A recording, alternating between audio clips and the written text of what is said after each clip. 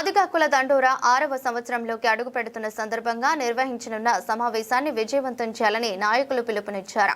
రాష్ట్ర అధ్యక్షుడు రేగుంటాము సునీల్ మాదిగ పిలుపు మేరకు మాదిగ కుల దండోరా పోస్టర్ను డాక్టర్ ఆర్ఎస్ ప్రసన్న కుమార్ అంబర్పేటలోని ఆవిష్కరించారు. అనంతరం డాక్టర్ బిఆర్ అంబేద్కర్ విగ్రహానికి పూలమాల వేసి నివాళులర్పించారు.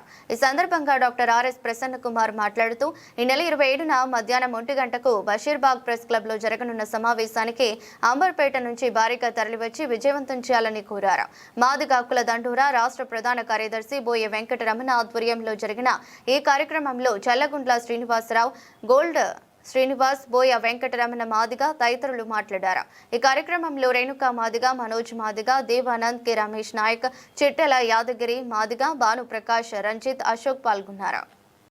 కుల దండోరా రాష్ట్ర ప్రధాన కార్యదర్శిగా కొనసాగుతున్న రేపు బషీర్బాగ్లో మాదిగ కుల దండోరా 6వ సంవత్సరంలో అడుగు పెడుతున్నందుకు నుండి ఆ ప్రెస్ మీట్ సునీల్ మాదిగ ఇచ్చిన ఆదేశాల మేరకు మేము పోస్టర్ రిలీజ్ చేసినాం.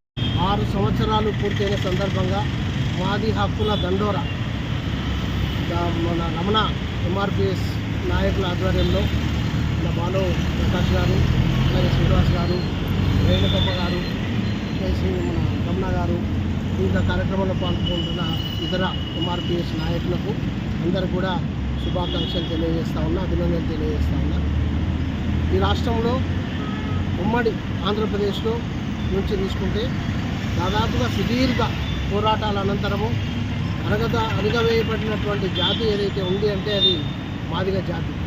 ఈ మాదిగ జాతికి ఒక యుగ పురుషుని మాదిరి ఎంఆర్పిఎస్ ఫౌండర్ వ్యవస్థాపకులైనటువంటి మాన్యశ్రీ పద్మశ్రీ మందకృష్ణ గారికి అన్ని జాతుల పక్షాన మేము ధన్యవాదాలు తెలుపుతూ ఉంటున్నాం.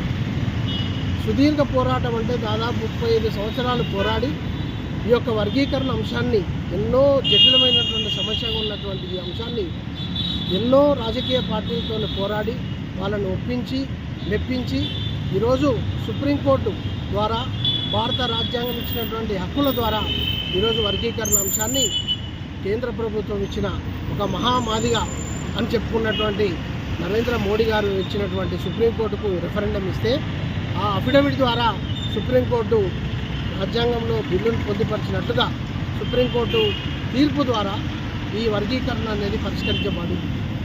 ఈ దేశంలోనే మొట్టమొదటిసారిగా తెలంగాణ రాష్ట్రంలో చిన్న మాదిగా అని చెప్పుకున్నటువంటి యనమల రేవంత్ రెడ్డి గారు, గౌరవ ముఖ్యమంత్రి వర్యులు, ఈరోజు వర్గీకరణకు ఒక రూపురేఖలు కాల్చి ఈ అంశాన్ని అసెంబ్లీలో పెట్టి తీర్మానం చేసి సుప్రీంకోర్టు ఇచ్చిన రోజే, తీర్పు అమలుపరిచిన రోజే, అదే రోజు అసెంబ్లీలో తీర్మానం చేసి ఈ వర్గీకరణ అంశాన్ని ఖచ్చితంగా మేము తీసుకుంటాము.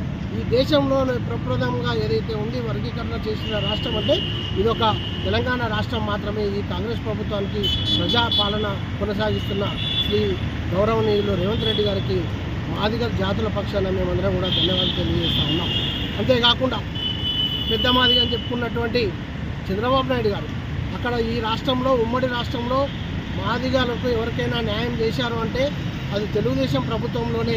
అది శ్రీ నారా చంద్రబాబు నాయుడు గారి ఆధ్వర్యంలో ప్రస్తుత గౌరవ ముఖ్యమంత్రి వర్యులు, ఆయన కేంద్ర ప్రభుత్వానికి వెన్నంటి దన్నుగా ఉన్నటువంటి ఒక వ్యక్తి ఎవరైనా ఉన్నారు అంటే అది నారా చంద్రబాబు నాయుడు గారు. ఈరోజు చంద్రబాబు నాయుడు గారు తీసుకున్నది ఈ నిర్ణయము అన్ని జాతులకు కూడా న్యాయం చేకూర్చే విధంగా వర్గీకరణాన్ని అక్కడ కూడా ఇంప్లిమెంట్ చేసి ఆంధ్రప్రదేశ్లో కూడా మాదిగలకు న్యాయం చేసినటువంటి ఘనత శ్రీ చంద్రబాబు నాయుడు గారికి దక్కింది. వారికి కూడా మనం ధన్యవాదాలు తెలియజేసుకుంటూ ఉన్నాం.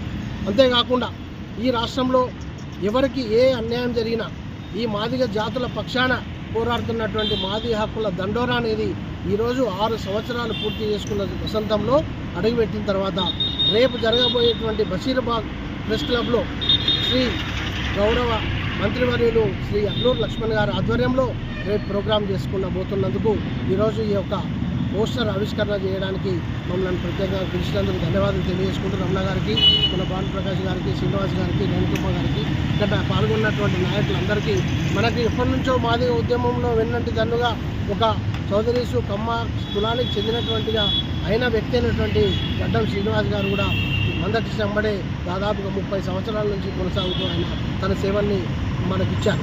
అందు గురించి తను కూడా ఈ ప్రోగ్రాంలో పార్టిసిపేట్ చేసినందుకు తనకు కూడా ధన్యవాదాలు తెలియజేస్తాను. ఈ కార్యక్రమాన్ని రేపు జరగబోయే కార్యక్రమాన్ని బషీరాబాద్ ప్రెస్ క్లబ్లో విజయవంతం చేయాలని మాదిగ జాతి పక్షాన ఇక్కడ వచ్చినటువంటి అందరి పక్షాన అందరికీ విన్నవించుకుంటూ నమస్కారం.